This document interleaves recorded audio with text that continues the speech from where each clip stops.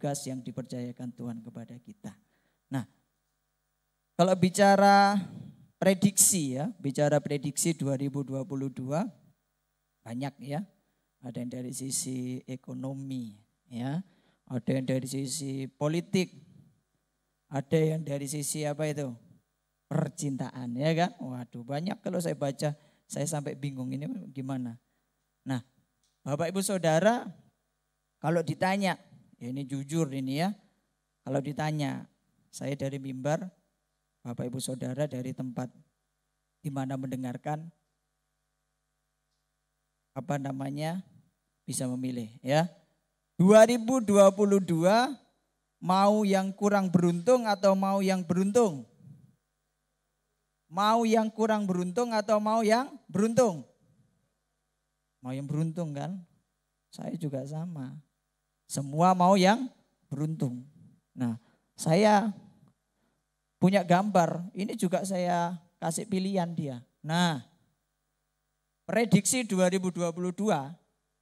Nah, ayam jago ini waktu dikasih 2 pilihan, dia juga milih beruntung.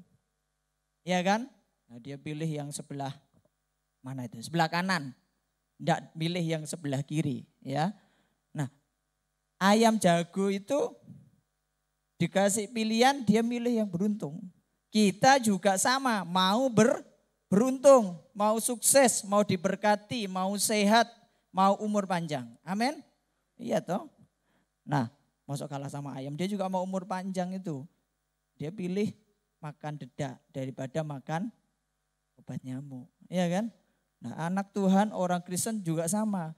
Jangan sampai salah membedakan yang obat nyamuk sama yang makanan. Mana yang berkat, mana yang kutuk. Ya kan? Nggak boleh salah. Kalau ambil kutuk artinya hukuman. Kalau ambil berkat berarti keberuntungan. Ya. Nah, apakah semua orang di tahun yang baru ini 2022 pasti mengalami berkat Tuhan? Jawabannya iya. Tapi siapa? Nah, inilah yang kita sama-sama merenungkan. Mungkin di tahun 2021 mungkin banyak sekali pergumulan, banyak sekali persoalan yang bahkan sampai tanggal 2 Januari tahun 2022 belum selesai-selesai juga. Nah, jadi di awal tahun ini tentunya ada satu harapan yang sangat besar dalam diri kita masing-masing. Kalau yang sekolah mungkin ingin lebih lagi berprestasi. Kalau yang bekerja mungkin ingin memperoleh peningkatan dalam jabatan, dalam penghasilan pendapatan. Kalau yang merintis usaha tentunya ingin mendapatkan pelanggan-pelanggan yang banyak. Nah, itulah yang disebut dengan keberuntungan. Karena itulah saya ingin kita sama-sama merenungkan satu bagian firman Tuhan. Saya berikan tema tahun yang diberkati Tuhan. Amin. Tahun yang diberkati Tuhan. Inilah yang menjadi harapan setiap orang. Bagi kita orang yang percaya, saya yakin kita punya satu iman yang betul-betul teguh, betul-betul bulat. Bahwa Tuhan sanggup mengubah keadaan apapun dalam hidup kita. Yang tadinya mungkin menghadapi kesulitan. Maka tahun ini Tuhan bisa memberikan segala kemudahan. Amin. Nah, inilah yang saya sebut tahun yang diberkati oleh Tuhan. Kita akan membahas dari Mazmur pasal 65.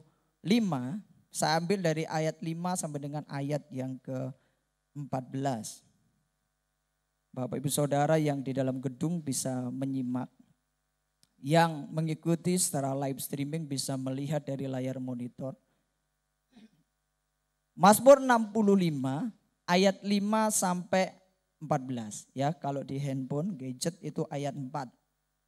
Karena dalam versi gadget itu ayatnya ada lewat lebih satu. Mazmur 65 ayat 5 sampai 14. Berbahagialah engkau Berbahagialah orang yang engkau pilih dan yang engkau suruh mendekat untuk diam di pelataranmu.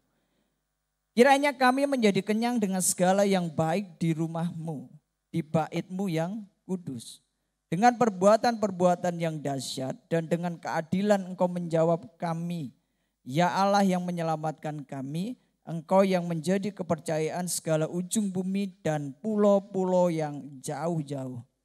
Engkau yang menegakkan gunung-gunung dengan kekuatanmu, sedang pinggangmu berikatkan keperkasaan. Engkau yang meredakan deru lautan, deru gelombang-gelombangnya dan kegemparan bangsa-bangsa. Sebab itu orang-orang yang diam di ujung-ujung bumi takut kepada tanda-tanda mujizatmu. Tempat terbitnya pagi dan petang kau buat bersorak-sorai. Engkau mengindahkan tanah itu, mengaruniainya kelimpahan dan membuatnya sangat kaya. Batang air Allah penuh air, engkau menyediakan gandum bagi mereka.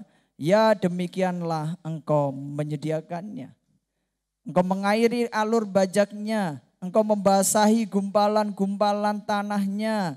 Dengan dirus hujan engkau menggemburkannya, engkau memberkati tumbuhannya. Engkau memahkotai tahun dengan kebaikanmu, jejakmu mengeluarkan lemak. Tanah-tanah padang gurun menitik, bukit-bukit berikat pinggangkan sorak-sorai.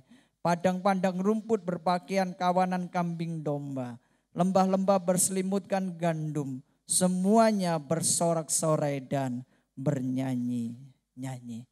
Terpujilah Tuhan, berbahagialah mereka yang membaca, merenungkan dan meyakini melakukan firman Tuhan setiap hari. Amin. Nah, Mazmur ini ditulis oleh seorang pemazmur, ya, seorang pemazmur. Dalam terjemahan Ibrani disebut Tehillim, ya, puji-pujian. Nah, Mazmur ini menceritakan betapa Tuhan itu menyatakan kebaikannya bagi sebuah bangsa dan kemudian memberkati bangsa itu sedemikian rupa. Karena Israel itu bisa dibilang masa hujan, ya, masa musim hujannya enggak terlalu panjang. Karena itulah bagi mereka ketika hujan turun itu menjadi sebuah berkah yang luar biasa. Karena itulah puji-pujian menunjukkan bahwa ketika Tuhan berkenan kepada sebuah bangsa, maka dia berkenan menurunkan hujan dan kemudian memberkati tanah itu dan juga memberkati kawanan kambing domba. Itulah yang melatar belakangi Mazmur 65 ini. Karena bagi orang Israel atau orang Ibrani, ketika tidak turun hujan pasti ada masalah di dalam moralitas mereka. Kita pasti buat dosa, maka berkat enggak turun. Nah, Bapak Ibu Saudara rekan yang terkasih, tahun 2022 kita masih bisa melihat berita di televisi tentang kasus baru COVID-19 yang disebut dengan Omikron.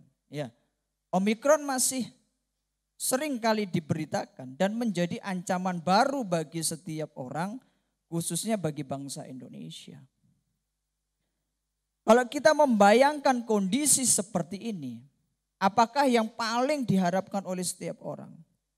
Saya yakin terhindar dari virus yang berbahaya ini. Inilah yang bisa kita pelajari daripada bagian firman Allah. Bahwa ketika kita merindukan sebuah kebaikan dalam hidup kita di sepanjang tahun ini, tentunya kita membutuhkan perkenanan Tuhan. Amin. Nah, ada dua perkara yang menyebabkan seseorang bisa menikmati tahun yang penuh dengan berkat Tuhan. Ada dua perkara yang menyebabkan seseorang bisa menikmati tahun yang penuh dengan berkat Tuhan. Pemazmur yang saya maksud menulis Mazmur 65 adalah Daud, seorang pemuji, seorang raja. Kalau bicara tentang situasi hidup, Saya yakin Daud memiliki sebuah cerita yang lengkap dalam hidupnya. Satu kali di dalam Mazmur pasal 91 kalau saya tidak salah, karena saya bisa salah. Daud pernah berkata, kalau bukan Tuhan yang membuatnya, aku nyaris berada di tempat yang sunyi. Daud tahu rasanya diabaikan. Daud tahu rasanya tidak dianggap orang. Daud tahu rasanya bagaimana hidup di padang penggembalaan. Sementara kakak-kakaknya, saudara-saudaranya sangat beruntung ada di medan pertempuran bersama dengan Saul. Karena itulah kalau saya berkata bahwa di dalam Mazmur 65 pasal yang keempat dalam versi gadget atau pasal yang kelima dalam Alkitab dalam bentuk buku cetak. Di sana dimulai dengan berbahagialah dalam bahasa Yunani makarios. Berbahagialah orang yang dipilih oleh Tuhan. Kenapa? Karena Daud tahu rasanya dikecewakan. Daud tahu rasanya tidak dianggap. Daud tahu rasanya sementara 7 saudaranya di hadapan Samuel untuk siap diurapi menjadi raja. Dan dia sedang ada di penggembalaan, hampir tidak disebut oleh bapaknya. Karena itulah dia ketika menulis Mazmur yang mengatakan berbahagialah orang yang dipilih oleh Tuhan. Itu sesuatu yang sangat membekas dalam dirinya. Itu sebuah perkataan yang sangat berkesan dalam dirinya. Bapak, Ibu, Saudara, rekan yang terkasih. Mungkin kita ini orang-orang yang sederhana. Mungkin kita ini orang-orang yang secara status tidak terlalu hebat. Mungkin kita ini orang-orang yang secara knowledge, pengetahuan tidak terlalu pintar. Tapi makarios, berbahagialah karena kita dipilih oleh Tuhan. Amin. Ini loh Bapak Ibu Saudara. Ini satu keberuntungan yang melebihi segala keberuntungan. Bahwa kita sadar masuk di tahun 2022. Saya bukan orang yang biasa-biasa saja. Saya adalah umat pilihan Allah. Amin. Kita bangsa yang terpilih. Kita imamat yang rajani. Kita umat milik Allah sendiri. Yang dipanggil dari kegelapan kepada terangnya yang ajaib. Untuk menceritakan segala perbuatannya kepada banyak orang. Inilah yang menjadi syarat yang pertama. Bagaimana seseorang bisa menikmati tahun yang penuh dengan berkat Tuhan? Adalah mereka yang dipilih oleh Tuhan. Bapak, Ibu, Saudara, rekan yang terkasih. Daud tidak pernah mengajukan dirinya supaya dia dipromosikan jadi raja. Tidak. Daud tetap ada di padang penggembalaan menjaga dombanya yang 2 dan 3 ekor itu. Dan dia bertarung dengan serigala. Dia bertarung dengan binatang-binatang buas. Untuk menjaga domba yang 2-3 ekor. Tuhan yang memikirkan nasibnya. Amin. Bapak, Ibu, Saudara, rekan yang terkasih. Kasih karunia itu tidak bisa kita usahakan. Kasih karunia itu datang oleh belas kasihan Tuhan. Amin. Jadi jangan kita merasa bangga. Masuk di tahun 2022. Wah, badanku sehat. Ya kan, vitaminku cukup. Ya kan, tabunganku wakeh. Ya kan, bakulanku lagi laris-larisnya. Ya enggak? Jangan bangga. Tapi banggalah. Kalau kita menerima kasih karunia dari Tuhan, kita dipilih oleh Dia.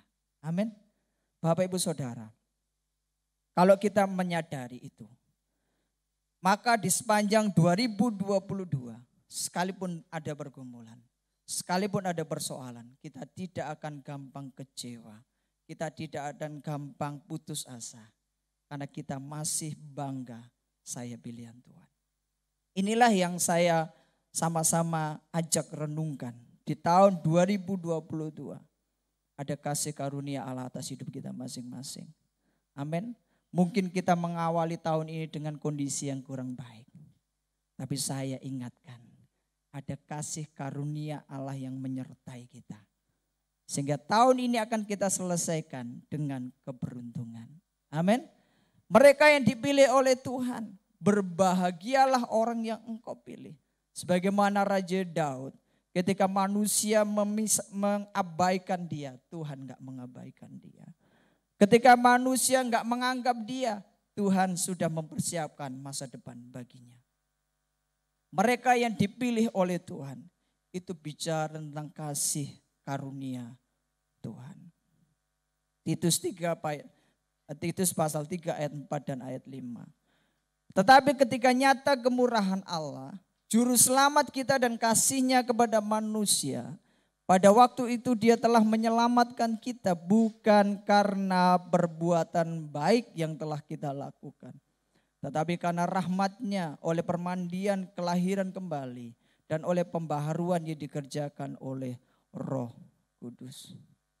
Jadi Bapak Ibu Saudara, kita orang yang percaya kepada Tuhan, kita dipilih hanya oleh kasih karunia Allah. Hanya oleh karena kematian Kristus di kayu salib, maka kita menjadi orang yang beruntung. Amin. Bapak Ibu Saudara, saya sampaikan, firman Allah mengatakan salib itu kebodohan bagi dunia, tapi kemuliaan bagi mereka yang percaya. Waktu kita memilih Yesus, mungkin bagi dunia kita bodoh, kita konyol. Tapi dalam iman kita tahu kita beruntung. Untuk percaya kepada karya Kristus tidak cukup dengan pengetahuan. Untuk percaya kepada karya Kristus kita butuh iman. Karena itulah Kristus berkata, yang bodoh bagi dunia dipakai Allah untuk mempermalukan yang pintar dan pandai. Apa berarti gak perlu sinau Pak Adi? Bukan. Karena waktu kita memilih Yesus untuk memimpin hidup kita, itu sesuatu yang konyol. Sementara dunia berpikir mungkin keadaan ini semakin sulit. Tapi kita percaya kalau dia ada di hadapan kita. Sebagaimana Musa berkata kepada Tuhan, kalau bukan kau sendiri yang memimpin kami, kami tidak mau melangkah. Jadi tahun 2022, jadikanlah diri kita orang yang dipilih oleh Tuhan. Kita yakini pasti ada keberuntungan. Bapak Ibu Saudara, mungkin kau mengawali tahun ini dengan air mata, kesedihan. Tapi engkau akan mengakhiri tahun ini dengan air mata sukacita yang dari Tuhan. Itu perkara yang pertama. Siapa mereka yang menikmati tahun penuh berkat? Yang pertama adalah mereka yang dipilih oleh Tuhan. Yaitu mereka yang menyadari bahwa dirinya telah memperoleh kasih karunia Tuhan. Yang kedua, ada satu prinsip dalam hidup Daud. Ketika dia sadar berbahagia orang yang dipilih oleh Tuhan, apakah itu cukup? Belum. Daud menambahkan, berbahagialah juga mereka yang Tuhan suruh mendekat padanya. Daud tahu bahwa kalau bukan karena Tuhan yang membawa dia dari tempat sepi itu ke sebuah kerajaan, maka nasibnya enggak akan berubah. Karena itulah dia sadar, dia enggak mungkin jauh daripada pribadi yang telah membawa dia sedemikian jauh. Jadi perkara yang kedua, siapakah mereka yang menikmati tahun penuh berkat? Adalah mereka yang hidup dekat dengan Tuhan. Amin.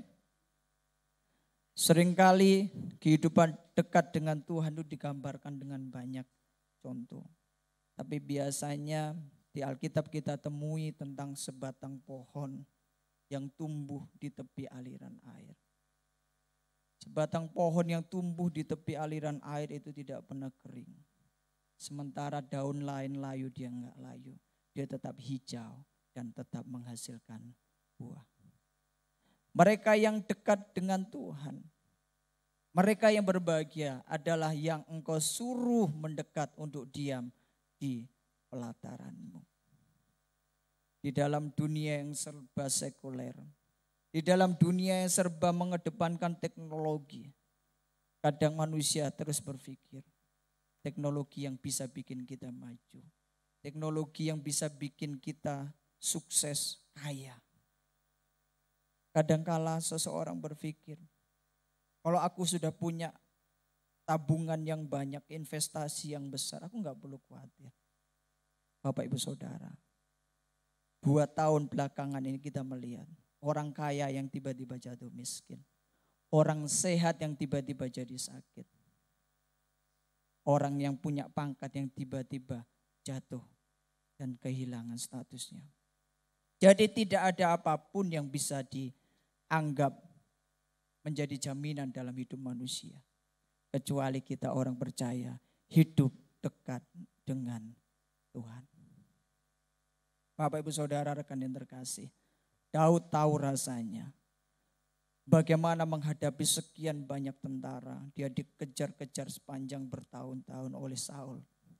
Daud tahu rasanya bagaimana dia menghadapi sebuah medan pertempuran di mana dia kecil berhadapan dengan orang yang sangat besar. Oleh karenanya dia berkata, hanya dekat Allah saja aku tenang. Bapak Ibu Saudara rekan yang terkasih, saya sebagai hamba Tuhan tidak mengecilkan bahayanya virus corona baru yang disebut dengan Omikron. Tidak. Kita tetap harus menjaga protokol kesehatan. Kita tetap harus taat kepada pemerintah. Tapi Bapak Ibu Saudara, jangan sampai keadaan ini menghilangkan damai sejahtera kita. Karena hanya dekat Allah saja kita menikmati ketenangan. Mereka yang hidup dekat dengan Tuhan, dekat dengan Tuhan itu bicara tentang sebuah pemeliharaan. Yang paling beruntung dalam hidup manusia.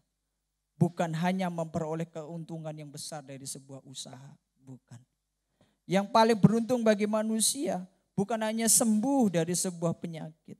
Yang paling beruntung bagi manusia bukan hanya karena apa yang dia lakukan berhasil dan sukses. Bukan. Yang paling beruntung bagi manusia, dan itu saya imani, waktu saya dipelihara Tuhan dari hari ke sehari. Amin. Rumah tangga saya dipelihara, kesehatan saya dipelihara, ekonomi saya dipelihara oleh Tuhan. Semua yang saya lakukan, Tuhan tuntun, Tuhan pimpin dalam pemeliharaannya yang sempurna. Bapak Ibu Saudara rekan yang terkasih, pemeliharaan Tuhan itu akan sangat nyata. Bukan di tempat yang sunyi, sepi, angin sepoi-sepoi. Bukan. Pemeliharaan Tuhan akan nyata kita lihat, kita rasakan waktu ada badai besar menghantam. Dan di situ kita bisa tetap tenang. Karena ada Dia di dalam satu kapal dengan kita. Amin. Mazmur 62 ayat yang kedua. Hanya dekat Allah saja aku tenang daripada nyala keselamatanku. Bapak Ibu Saudara rekan yang terkasih, jemaat Tuhan dimanapun berada mengikuti secara live streaming, saya bertanya, apakah Bapak Ibu Saudara ingin menikmati keselamatan secara rohani? Amin. Apakah ingin menikmati keselamatan di dalam kesehatan? Amin. Apakah ingin menikmati keselamatan di dalam ekonomi? Apakah ingin menikmati keselamatan dalam rumah tangga? Hidup dekat dengan Tuhan. 2 perkara ini kita belajar pagi hari ini. Siapapun kita masuk di tahun 2022 menghadapi segala berita yang kadangkala membuat kita takut dan khawatir.